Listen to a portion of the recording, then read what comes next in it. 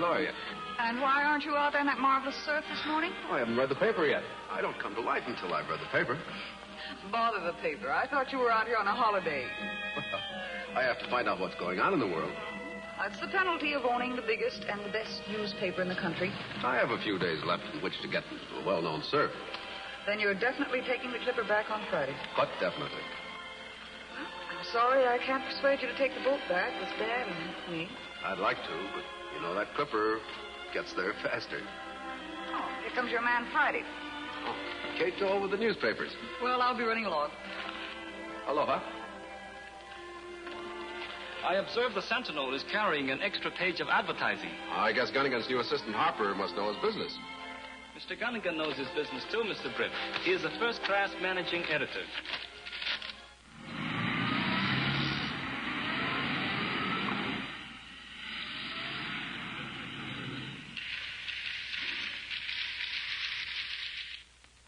Sure, I just came from having a talk with poor Gunnigan. That broken leg of his is going to keep him in the hospital for another month. You know, I've been wondering about that accident. Did he ever tell you how it happened? Well, it was like this. Gunnigan was going home one night from the office in a taxi, when all of a sudden a big truck...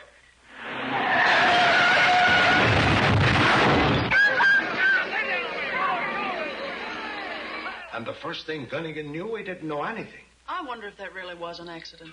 I always thought poor Gunnigan was framed. And by some of the crooks who object to the Sentinel's campaign against racketeers. True for you, Casey. With Gunnigan in the hospital and this fella Harper. Is he in there? No. With this fella Harper, he appointed to take his place running the paper, the racketeers are getting away with murder. They certainly are, Axford. Now take the lottery racket. You take it. Sure, I hate to touch it. Well, if Mr. Reed were here, he'd certainly lose no time in exposing that racket. Well, why don't Harper do something about it? I don't know. Well, with due respect for Gunnigan's judgment, I don't trust Harper. Well, I got to go to the district attorney's office. You know, he's starting an investigation of this racket. Isn't that a private investigation? Leave that to me. Sure, I did the DA a lot of favors when I was a cop. Oh, it's a good thing you got flat feet, man of action, or I'd have bowled you over. Flat feet, is it? Now, you... Well, sure, now, they're better for understanding than a flat head like yours, Mr. Lowry. You smart, sure. Cute kid. You better follow him. Why, where's he go? DA's office. Yeah? Said the DA was going to expose the lottery racket. That's for me.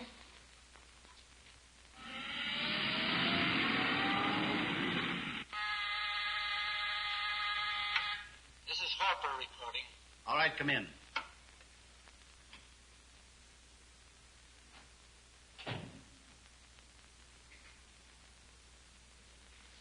I sent for you, Harper, because you're falling down on the job. In what way, Mr. Crockett? I got you the job on the Sentinel by forging credentials for you from a Paris newspaper. Well, if I hadn't known Gunnigan from the early days, he'd never have given me the job, despite your credentials. But the accident I arranged, putting Gunnigan in the hospital, was responsible for him appointing you to his place. You've done very well by the Sentinel, but what have you done for our syndicates? I'm publishing daily a quarter-page disbursement ad, giving the winning numbers in the syndicate lottery. Naturally, since I put you in charge of our lottery business. I have as great an interest in all the syndicate business. Listen, Harper, you know what your job was. To dispose of Britt Reed and to cripple his paper so that the syndicate could buy it outright. Well, that takes time. You've had plenty and you've failed. Now, I'm warning you for the last time. Britt Reed must be disposed of before he leaves Avoy. You may go. Not that way. Use the private elevator.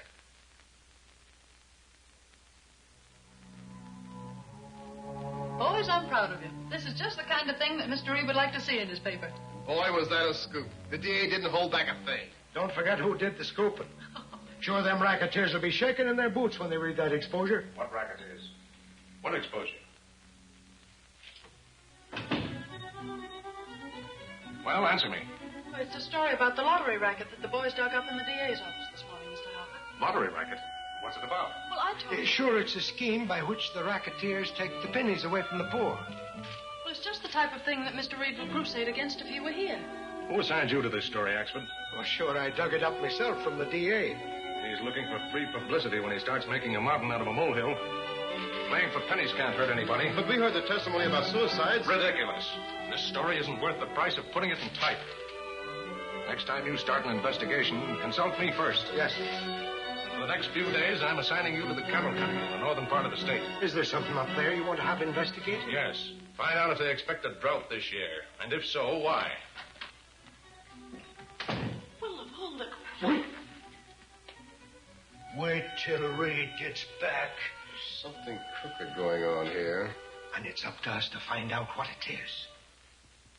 You know, before we go back to the mainland, we really ought to go to one of those native feasts. What do you call them? A luau, you mean? Yes, a luau. A cablegram just arrived from Miss Case, Mr. Britt. How do you know it's from Case? She is the only one who has your address. Oh, that's right. Case is my right-hand woman. Excuse me.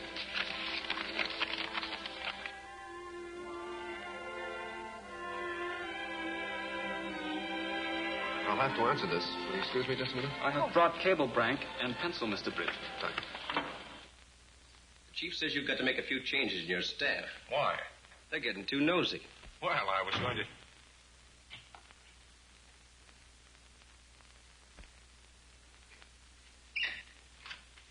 What do you want? When you found no one in the outer office, why didn't you knock?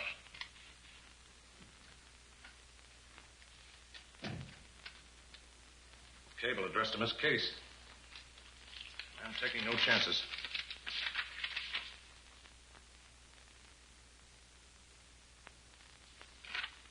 This is a job for you, Bourdin. Leaving here next Friday, trying to clip her. Signed Reed. Reed must never leave Hawaii. Well, that'd be a nice trip. And a chance to get even with Reed for trying to send me to the chair instead of Kirk for that Sweeney murder.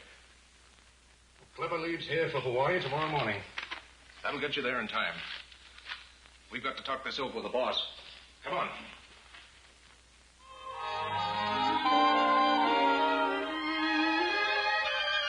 There's Reed now. They're coming this way. I don't know why you can't come back on the boat with us.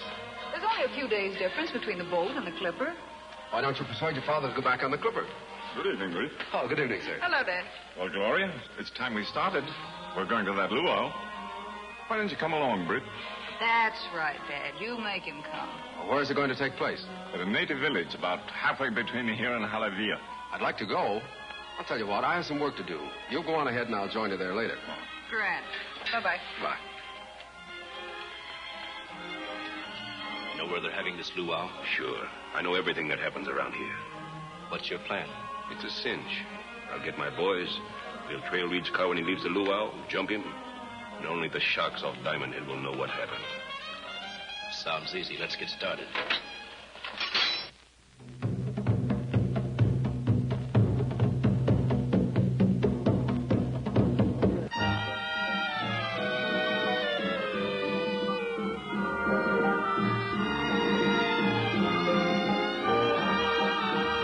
It's near morning. If I don't get back, I'll miss the clipper. And the clipper waits for no man. Oh, well, it's been a glorious night. I'm awfully glad I came. Let's go find your father and the rest of the party.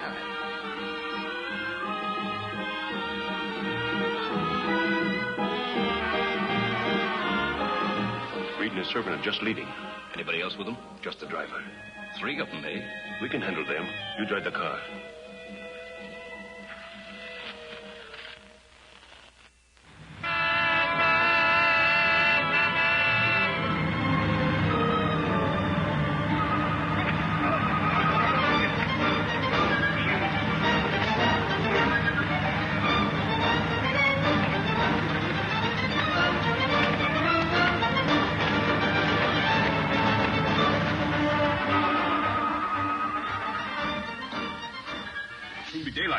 Can't dump them off Diamond Head now without being seen. What do we do with them then? Let's take them up to my fishing shack and keep them there till tonight. All right? Yeah, that's all right. Hurry up, boys. Throw them in the back room.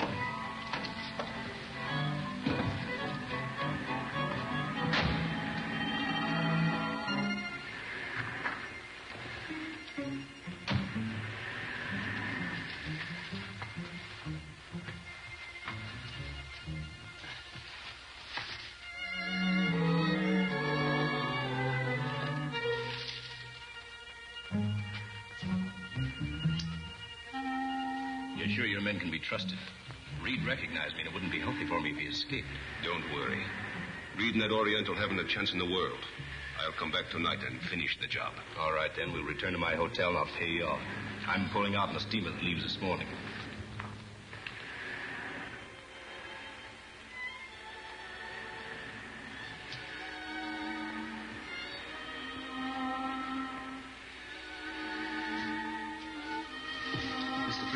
Mr. Brett, there are 3 guards in that outer room. I heard them say last night that they were going to throw us in the ocean tonight. If we let them.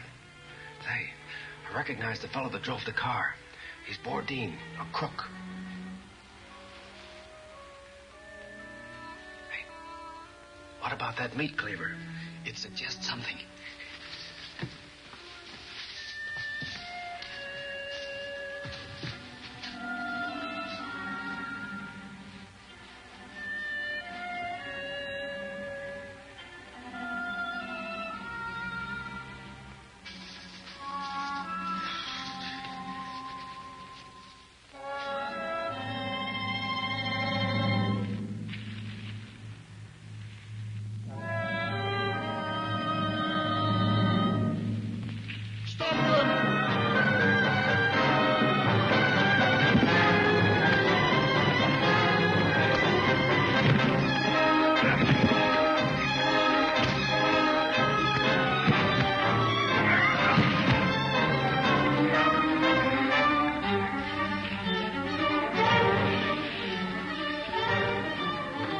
Now for the clipper if we can make it.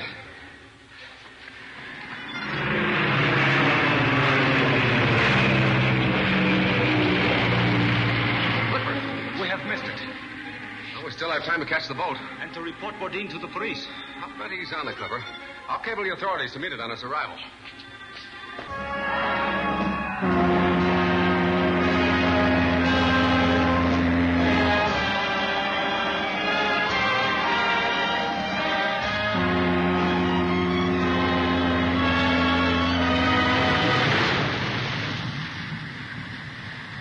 Weren't you on deck? Shut that door. What's biting you, big boy? Brucus fell down on the job. You mean you didn't fix Reed? How do you know? Reed and his valet on board. That means I'll have to lay low all the way across. Well, I don't see why. You've got him where you want him. And as soon as it starts, you Don't can... be a fool. That'd give the ship's officers 4 days for an investigation. Remember, I've got a record. Well, then what are you going to do? Lay low, like I told you. Now, the captain's ball takes place the last night of our voyage. There'll be plenty of excitement aboard. I'll be safely ashore before they discover there's a passenger missing.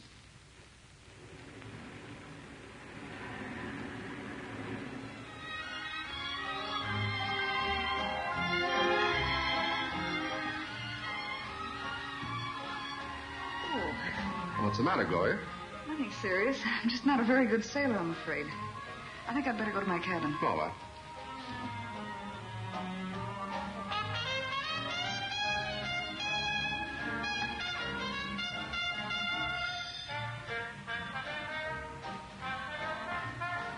I feel better now. I'll rest for a few moments and join you later. I'll call you back to my cabin to see if you're feeling all right. I'm sure I will be. Good night. Good night.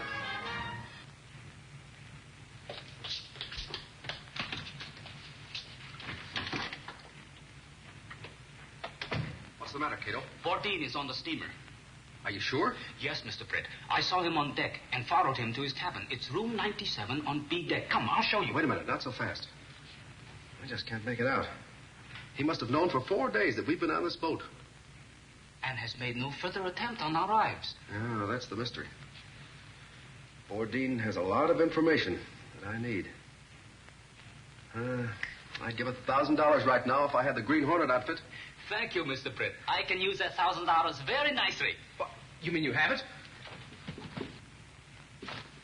Good. I thought it best not to leave it in your apartment. If your building caught fire, or should someone find it... It would be difficult to explain. I think so, Mr. Brett. Now, Cato, Mr. Bourdin is about to tell me for whom he's working. And some other things I want to find out. I'm sure he will, sir. You know, he collected a reward of $5 grand from the state when he turned in Kirk for Sweeney's murder. And he knew all the time Kirk was innocent. I'd like to return that money to the state. The mask.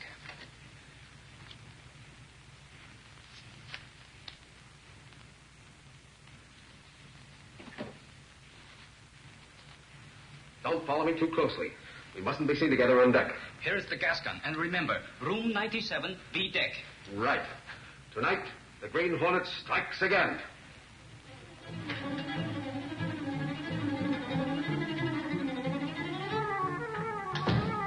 The Green Hornet. You guessed right, Bourdin. Keep your hands in the clear. What do you want? A number of things. But first, why were you in Honolulu? I was sent to Hawaii to put Reed out of commission. What have you got against Reed? Who sent you? Is this a laugh? It was Harper, the guy who's running Reed's newspaper while he's away. He's a big shot in the syndicate. The head of the lottery racket. The lottery racket, eh? With $1 million a month rake-off. That's a pretty good guess. Why are you so interested? That's my business. And you want to cut in, eh? I am cutting in, Bourdin, and you're helping me. But first, I want to clear up one matter. I don't get you. I'll explain. Sit down at that desk. Now, write down what I dictate. I, the undersigned, confess to the murder of Patrolman Pat Sweeney. I'm confessing nothing. It wasn't murder. I killed Sweeney in self-defense. Yet you pinned the charge of murder on Kirk, an innocent man who was sent up for life. It was Kirk's fault. The cops caught up with me. And you collected a reward of $5,000 from the state for turning in Kirk. Fire's been discovered in the hold, sir. It's almost beyond control already. Fire in the hold? Yes. Order all men at their stations. All passengers on deck. Send out an SOS. I'll go to the bridge right away.